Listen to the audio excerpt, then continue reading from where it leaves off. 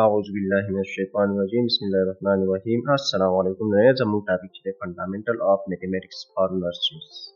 په څو تاسو باندې یو کوېسچن راځي چې د نرسینګ سره د میتھس سره تعلق نو ایز ا نرس تاسو چې د مختلف میتھمیټیکل کانسپټ یوز کوئ د مختلف کیلکولیشن لپاره لکه ورس پروسیس کیلکولیشن د چې تاسو کې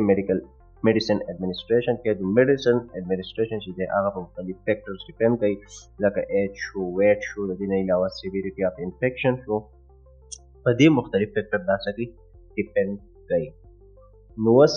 د دې لپاره ډوز اډجسټمنټ وګورئ چې ډوز اډجسټمنټ لپاره دا ضروري چې دا بیسیک میتھمیټیکل کانسپټ دی چې بیسیک میتھمیټیکل کانسپټ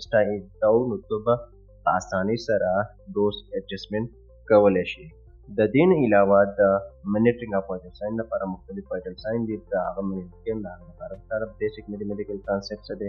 زده کول څه دي ضروري دي د دې نه علاوه انټرپریټیشن اف لیب ریپورټس اوس لیب ریپورټس چې ته انټرپریټ کوې نو په هغه کې مختلف نارمل ویلیو چې نو اوس د هغې زده کولو لپاره هم تاسو څه دي بیسیک میتھمیټیکل کانسپټ زده کول ضروري دي نو د دې پرپس لپاره ایز ا نرس تاسو د بیسیک میتھمیټیکل کانسپټ څه کې زده کړئ نو کله چې ستا بیسیک میتھمیټیکل کانسپټ زده یې نو ته پیشنټ ته سیف او افیکټیو کیر پرووایډ نو زموږ سره اوس ورپسې ټاپک چې دی هغه دی کنورژن د کنورژن نه مخکې زه به تاسو ته دا وایم چې تاسو له یو بل ټاپک زده کول غواړئ چې هغې ته وایي پریفکسز اوس پریفکسز ویل او زده کول ضروري دي نو ځکه دا ضروري چې مخکې به تاسو مختلف کیلکولیشنز کوئ په هغه کیلکولیشنز کې به تاسو مختلف پریفکسز راځي نو چې کله ستاسو دا پریفکسز زده نو تاسو به